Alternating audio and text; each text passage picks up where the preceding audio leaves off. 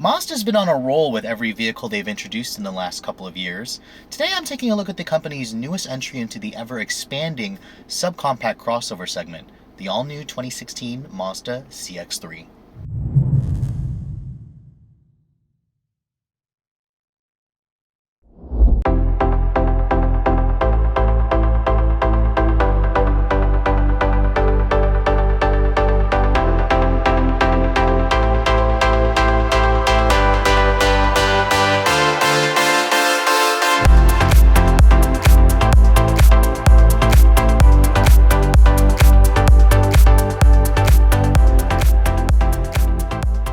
Now here in America, we love our crossover SUVs. If there's any vehicle that's successful in making people trade in their sedans to a vehicle like this, it's the compact crossover. Now that represents a very lucrative market for the auto manufacturer. Mazda entered that segment back in 2013 with the CX-5, and it has become the company's best-selling vehicle. Now with this all-new CX-3, Mazda's hoping to capture some of that sales pie with an even smaller version of the company's crossover. Now this CX-3 represents the entry-level crossover. It's the least expensive small SUV you can buy in Mazda's lineup, and it's taking on a segment that's been ever growing ever since Nissan started it with the Juke back in 2011.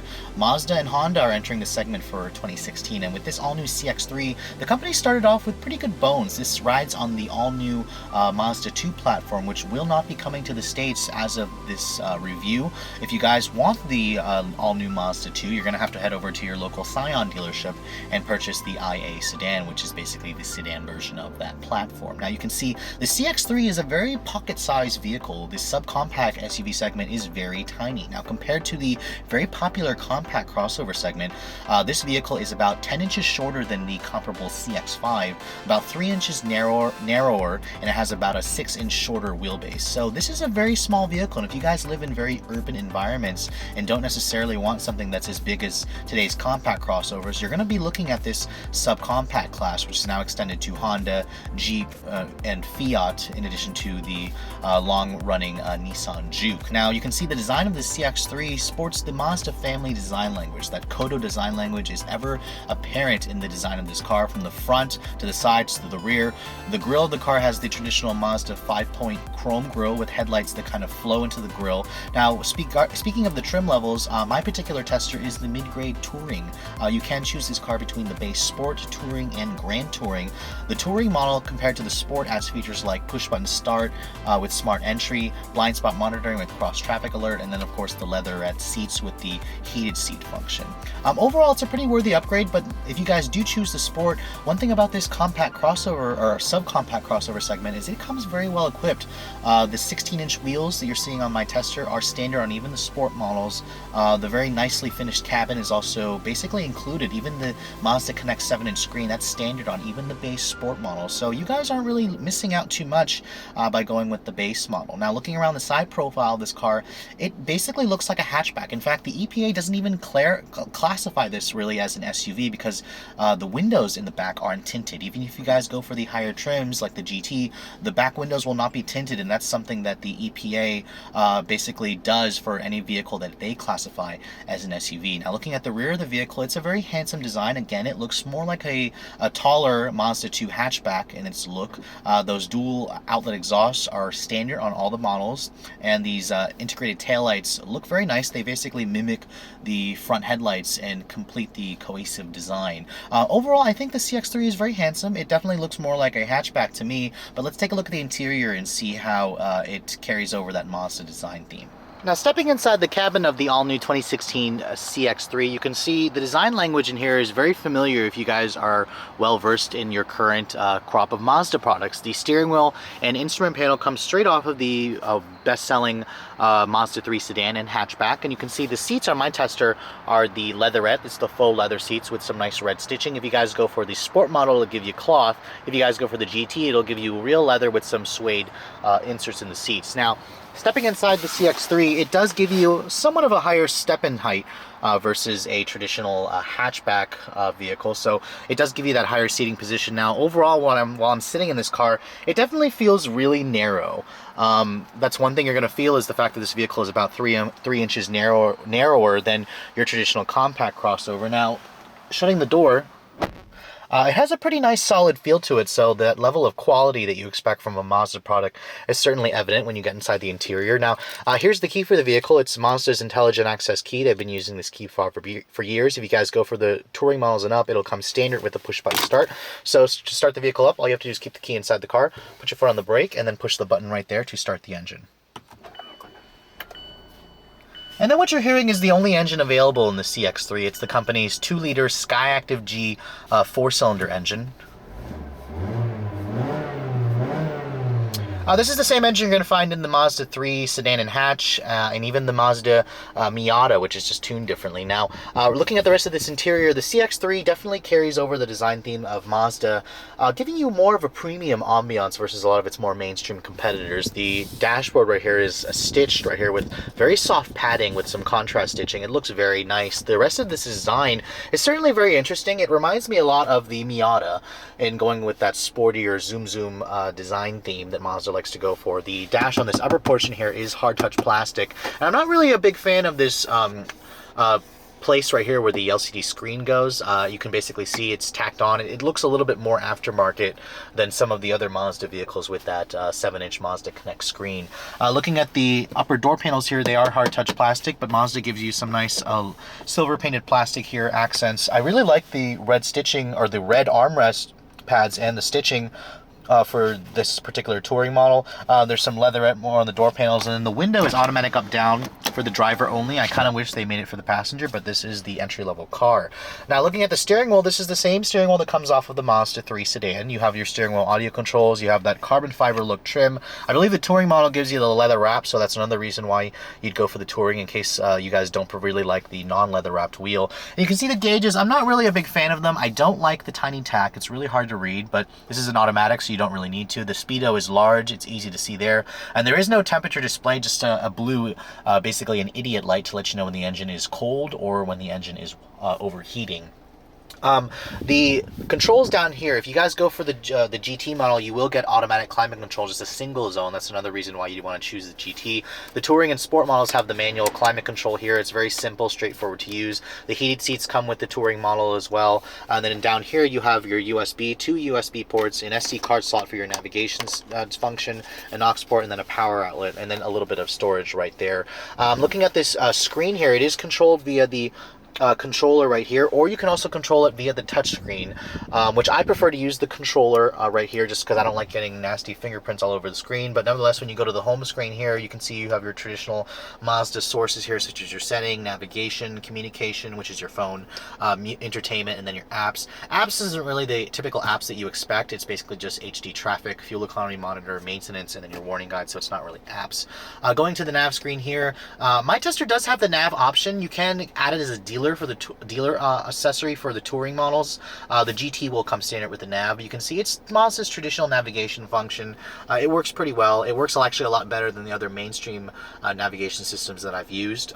Looking at your entertainment here, you have your traditional sources. Going to your audio sources here, you have your FM, AM, XM, AHA, Pandora, Stitcher, Bluetooth, USB. It does have Bluetooth streaming audio as well. So overall, your typical new car sources are here. The one thing that is still missing is Apple CarPlay and Android Auto integration, so I would like to see Mazda add that to the Mazda Connect system in the coming years. Looking down here, you do have a padded armrest here, which is moving, or you can move it up and down. This kind of reminds me of a subcompact car. A lot of subcompact cars don't actually have a big center console here, so it's interesting that Mazda went with this route. There are cup holders down here, a little bit more storage, and then your actual handbrake here, which is not a foot brake or an electronic brake like some competitors. Now, looking above you, my tester does have the premium package, so it does give you the sunroof option, which also rolls in the Bose audio. And overall, the cabin here does feel snug, but it definitely has that nice premium ambiance that you expect in a Mazda product. Checking out the rear seat of the 2016 Mazda CX-3, you can see this is another area where it's going to remind you that you have a much smaller vehicle. The legroom in here is very reminiscent of what you're going to get in basically today's subcompact cars. Now, stepping inside the vehicle, the opening is pretty large, but it is very snug in here. You can see this is where I'd have the seat to drive. I'm only 5'7", but there is good foot space underneath the front seats, but overall the floor is low. The HRV I'm pretty sure gives you more space. I'll show you guys a full review on an HRV when I get one to test later in the next coming weeks. There is one pocket here, and then you can see the seats. There is no armrest here, but they are 60-40 split with an adjustable headrest right there to make it a little bit more comfortable. Now, looking at the door panels here, it is hard touch plastic, just like the front, and then there's more of that red armrest with the stitching, and then the faux carbon fiber trim accenting the window switches. Now, the cargo area of the 2016 CX-3 is also a pretty disappointing aspect of this car. This is, again, it's going to remind you that you bought a very small SUV. You're looking at about 12 cubic feet of space with the seats up. Now, you can see my camera equipment basically takes up all the space, and you are dealing with a little bit higher of a liftover height versus a smaller traditional subcompact hatchback. Now, if you fold down those seats and then get rid of this tonneau cover here, you're going to get about 43 cubic feet of space, which is not bad. It's more than what you get from a compact crossover. I'm sorry, a subcompact sedan or a hatchback. But if you guys compare that to the HRV gives you almost 60 cubic feet of space. And if you compare that to the Mazda CX-5, that gives you about 65 cubic feet of space. So you are giving up a little bit of practicality by going with this smaller subcompact crossover. Now, underneath the hood of the 2016 CX-3, you only get one engine option. This is the company's tried and true 2-liter Skyactiv G 4-cylinder. This is an engine that they use in a plethora of different vehicles in the Mazda lineup. Now, in this application, it actually makes the least amount of power. This 2-liter direct injection Skyactiv technology engine, which basically means it has direct injection. It has a high 13-to-1 compression ratio. It has a special 4-to-2-to-1 exhaust header. The number is rather unimpressive, 146 horsepower for a 2-liter, which again, it's about 9 horsepower down from the 3 and the Mazda MX-5 Miata. Torque is about 146 pound-feet as well, so it's a good torque number, and it does have a very broad torque curve, so don't let the numbers fool you. This engine is a modern engine by today's standards. You can hear the ticking. That's from the direct injection system.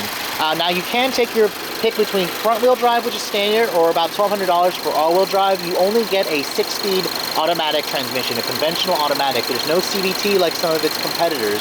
Now, fuel economy is one interesting aspect. If you guys go for the front-wheel drive CX-3, you will get up to 31 miles to the gallon. It's about 2734 is the MPG.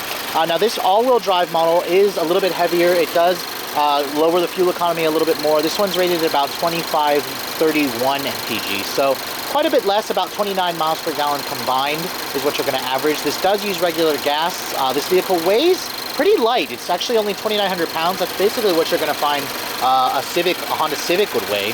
So it does move out pretty well. Let's get out on the road and take a look at how it all works, shall we?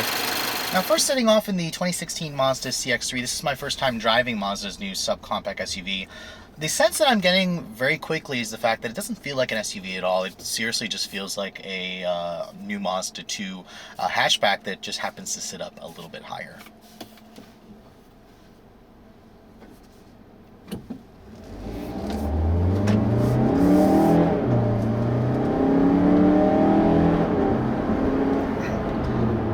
Now, when I first set off in this car and slammed the accelerator, one thing I'm definitely noticing is that Mazda zoom zoom trait is definitely apparent the moment you take off in this car. The 2-liter Skyactiv engine is surprisingly peppy in something that this size. It actually works quite well. It surprised me. I was expecting this car to be a dog, but it feels rather quick when you first get off the line.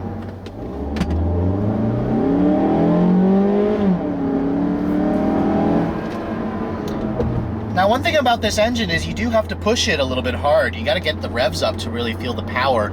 And it does have a little bit of harshness when you get up at high revs. It's surprising to me because the engine is the same engine that you're going to get in the MX-5 Miata. And the Miata doesn't exhibit any of that sort of coarseness, that nastiness at high revs like this engine does. But this kind of reminds me a lot like the Mazda 3 engine, where it's relatively smooth up until about 5,000 RPM. And then you start really hearing that coarseness. Now, one thing that is a bright spot in this car is the transmission transmission. Mazda does a really good traditional automatic, and the CX-3 carries on that tradition. It's quick shifting. It responds very well to your right foot when you put your foot down, and it also shifts very smoothly when you're in traffic. It's much better than the dual clutches and the CVTs you're going to get in some of the competitors. Now, just driving the vehicle on normal roads when you're going to be going at rather normal speeds, the CX-3 is definitely very fun to drive. The steering in this car is incredibly accurate, incredibly precise. It transmits a little bit of feedback, but it's still relatively numb by today's standards. But overall, this car is definitely one of the more fun to drive crossovers. I mean, I haven't really driven too much in this class. The Juke is really the only thing I can compare it to. And regarding the Juke's the Juke as its main competitor, the Juke definitely accelerates better than this. But I definitely prefer the Mazda's steering and the traditional stepped automatic that the CX-3 gives you. Now, my tester is the Touring, so it does have the smaller 16-inch wheels, and that does translate into a somewhat better ride quality versus the GT with the 18-inch wheels that vehicle comes with. Now, the CX-3 is definitely not a soft riding crossover, so if you guys are looking for that, I would suggest you test drive some of its competitors. This vehicle definitely rides on the firmer side, even with these smaller 16-inch wheels. I imagine the GT is going to be even harsher, so it does feel a little bit more like a lower end car when you are looking at the ride quality. Now, the CX-3 does have a semi-independent torsion beam rear suspension. It doesn't have a fully independent like the compact crossovers would, so you will feel that in the bumps of this car. Another thing you're also going to feel is definitely the narrowness. This car doesn't feel like an SUV at all. I mean, sure, the chair is a little bit higher versus a traditional sedan, but honestly, how narrow this car is, it feels like a very small subcompact hatchback. So if you guys are liking that, if you like that cozy feeling, you're going to like the interior and the driving dynamics of this car. But if you guys are looking for a little bit more space, I would recommend checking out a bigger compact crossover, to be honest.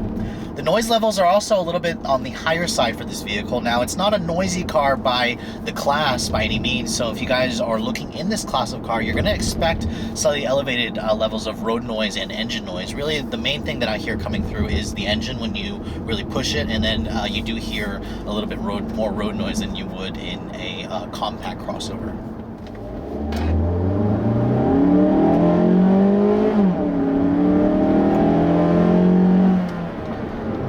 Now again, I'm relatively impressed with how this car accelerates. Now, there isn't too much test data, but I would say that this car would get to 60 in the 8.5 second range, which is pretty lethargic if you go by the numbers, but if you go by the feel, most buyers are going to be quite impressed with how peppy the engine feels. So it doesn't really feel like a dog. I imagine that if you start loading this car up with people and or their stuff, it's definitely going to feel a lot slower. So I would keep that in mind if you guys are going to be frequently doing a lot of hauling in your compact crossover.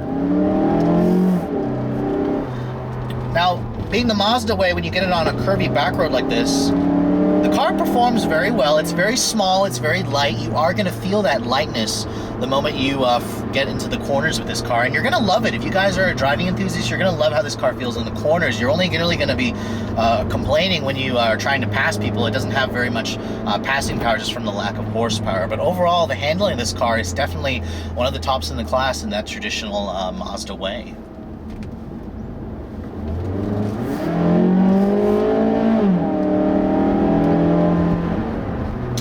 I definitely noticed that in sport mode, this vehicle accelerates pretty well. The transmission is very eager to downshift, get you in the lower gears, and it shifts with a relative crispness that you typically don't get in this class of vehicle. So compared to those droning CVTs that most of the competitors are going to give you, I definitely like the transmission in this vehicle. Now, one thing that Mazda also offers versus a lot of its competitors is some pretty impressive driver assistance tech. If you guys go for the GT model with the iActive Sense upgraded package, you're going to get features like adaptive cruise control, lane departure warning, smart city brake support, where the vehicle will come to a full stop if you're not hitting the brakes from traffic in front of you. So a lot of those features are very high tech for this class, and it's nice that Mazda includes that to you. Now, regarding some numbers here, I'm going to go over some of the numbers regarding the price and the fuel economy. Now, the fuel economy of this car has been relatively what I expected in this class. The EPA rates it at about 25-30 mpg for the all-wheel drive model that I'm driving. In the city with my lead foot, I've been averaging about 23 miles per gallon in mostly city driving, which is not bad. It's about what I expected. those of you who have a much more conservative right footer will certainly do better. On the highway, I was able to get this car above 30, like around 33 miles per gallon. So it is very good in terms of the efficiency. Don't be fooled so much by the EPA's numbers. This car will do a lot better in the real world. Now, regarding the price, for choosing a vehicle that's smaller, you're going to obviously have a lower starting price than a lot of its compact competitors. The CX-3 starts at just under $20,000, about $19,900 for a base sport model with front-wheel drive, $1,200 more if you guys want all-wheel drive. I imagine a lot of you are going to be choosing that option. Now, regarding the competitors and the starting prices, CX-3 starts right in line with its competitors. If you're going to look at an HRV, that's its direct competitor, it's going to be about $800 less for an HRV. However, that is for an HRV with a manual transmission. If you guys option in the CVT automatic in the HRV, it's going to push the price another $850, pushing it right in line basically with the CX-3. The Juke is a little bit more. That does come steering with a turbo engine. It's about $400 more for a Juke. If you guys like the styling, you like the power, certainly give the Juke a look. Now, the Renegade's an interesting option. If you guys go for the Jeep Renegade, it does start at about $17,900 for the base model, which is a lot less. It's about $2,000 less on paper. However, that's again for a manual transmission model. And if you guys want the automatic, it's about $1,000 more. So again, it'll push you more in line with the base price of this car. So my particular tester is a little bit more. It's about $2,000 more for the touring option if you guys want the touring. With the premium package that my tester adds, which is about $1,200, my tester is about $26,000, which is still a relatively good amount of money. If you guys go for the GT model, you can option up the CX-3 to be closer to $29,000. So regarding that, the CX-3 does become more expensive if you're looking at the top end. But if you guys buy this touring model, it'll be right in line with its competitors, and that represents a pretty good deal if you guys are looking for a small SUV like this. It's certainly worth a look if you want something a little bit different than all the CR-Vs and the RAV4s that you're seeing that your neighbors are purchasing. Anyways, I hope you guys have enjoyed my overview of this 2016 Mazda CX-3 subcompact SUV. If you're in the market for something smaller than your average compact SUV, make sure you check this one out. Thanks so much for watching. If you guys are looking to also see the latest vehicles that I'm testing, make sure you follow me on Instagram, like us on Facebook, and keep subscribed to the YouTube channel for all the latest reviews. Thanks so much for watching, guys. I'll catch you all in the next video.